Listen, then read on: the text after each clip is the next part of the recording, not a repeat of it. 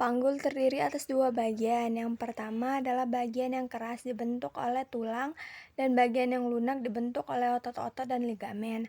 Tulang panggul terdiri atas 4 buah tulang, yaitu 2 buah tulang pangkal paha, os coccygeae, 1 tulang kelangka, os sacrum, dan 1 tulang tungging, yaitu os coccygeus. 2 tulang pangkal paha terdiri atas 3 buah bagian yang saling berhubungan. Yang pertama, 2 tulang usus, os ilium, tulang duduk, os ischium, dan tulang kemaluan, yaitu os pubis. Bagian atas tulang usus yang memiliki pinggiran yang tebal disebut dengan crista iliaca. Nah, di depan crista iliaca ini terdapat tonjolan yang dinamakan sias, spina iliaca inferior superior. Di bawah sias terdapat tonjolan juga yang disebut dengan sias, spina iliaca inferior. Di belakang crista iliaca juga terdapat tonjolan yang dinamakan sips, spina iliaca posterior superior.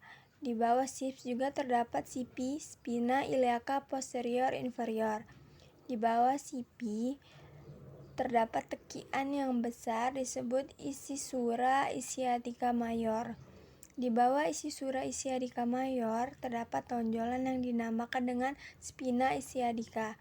Di bawah spina ischiadica terdapat teki yang kecil disebut dengan ischisura ischiadica minor.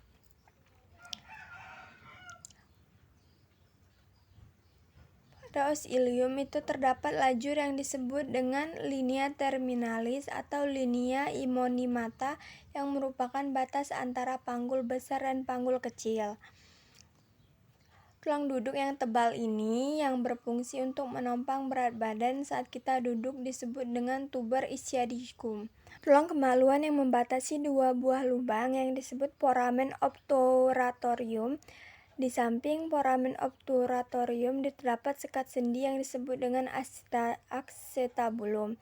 Tangkai tulang kemaluan yang berhubungan dengan tulang usus disebut ramus superior osseous pubis, sedangkan tangkai tulang kemaluan yang berhubungan dengan tulang duduk disebut ramus inferior osseous pubis.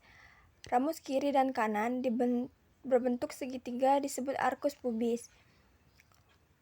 Tulang kelangka atau os sacrum yang berbentuk segitiga memiliki 5 ruas senyawa dan 5 buah lubang disebut dengan foramen sacralis anteriora. Lubang-lubang ini akan dilalui oleh urat-urat syaraf yang akan membentuk spektrum sacralis. Di atas os sacrum terdapat tonjolan yang disebut dengan promontorium. Kemudian di bagian tengah ini terdapat cuat-cuat berduri yang disebut dengan crista sacralis.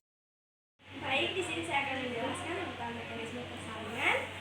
Berikut penjelasannya.